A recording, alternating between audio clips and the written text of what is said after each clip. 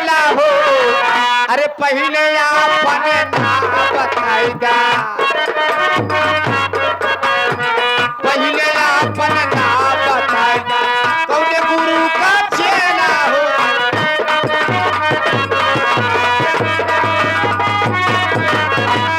मतलब चारों बहन सवेरे पहाड़ हमका जाने चाहती है कहाँ से आई है कहाँ जाता अरे तो नंदा के पूर्व से हम चलाए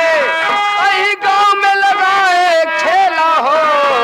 अब वीरेंद्र कुमार हमरे नाम बा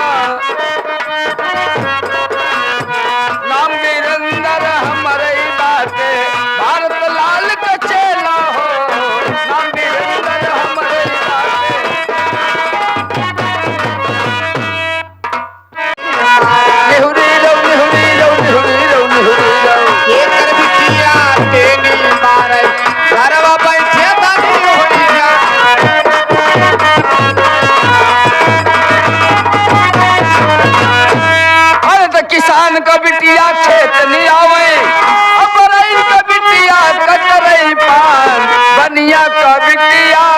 तेनी मारे बनिया का बिटिया तेनी मारे वो घर बैठे धनी हो जाए बनिया का बिटिया तेनी मारे काहे में निमिया कड़वी लागे अरे काहे में लागे शीतल छा भाई वाह अरे काहे में भैया ढेरी हो गए काहे में भैया ढेरी हो गए काहे में चले ढाल तलवार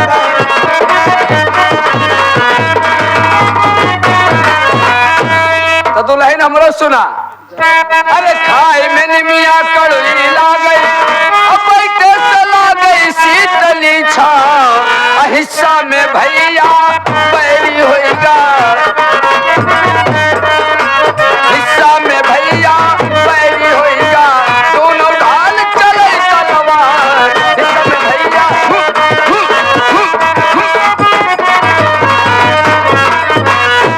अरे खेका चाही झाल मकोइया अरे केका चाही सुरूर डाल केका चाही पतली कमरिया केका चाही पातर कमरिया कमर दीन दीन बलखा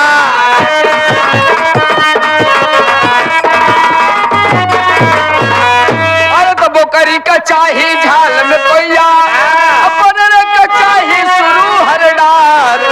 लौंडन का चाही पतली तिरियवा लौंडन का चाही पतली तिरियवा कमर कमर दी जहई बल खाए लौंडन का चाही पतली कि कौने सन में गांधी जी मर गए अरे कौने सन में जवाहरलाल कौने सन में मरी इंदिरा कौन सन में मरी इंदिरा कौन सन में राजीव पाल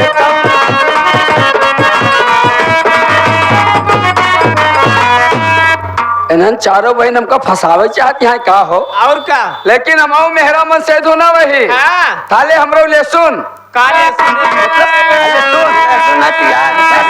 सुन अरे सन 48 में गांधी जी मर गए सन 64 में जवाहरलाल सन 84 में मरीन इंदिरा सन 84 में मरीन इंदिरा 2005 में राजू पाल सन 84 में मरीन इंदिरा अरे उनारी का नाम बतावा जो जबराजो का दिहे सराय छीन प्राण पति के अपने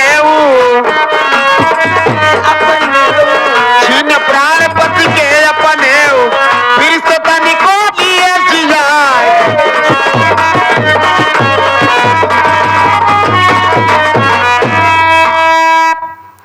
अच्छा का कहती है फिर से बताओ जाए ऊ नारी का नाम बतावा जो यमराजो का दिहे सराय छीन प्राण पति के अपने फिर से तन को लिए जिया अच्छा अच्छा हमरो बात सुन नारी का नाम सावित्री, जय पति प्राण का जय राक्षस का देह सहाराय, यमराज के दूत का हम तो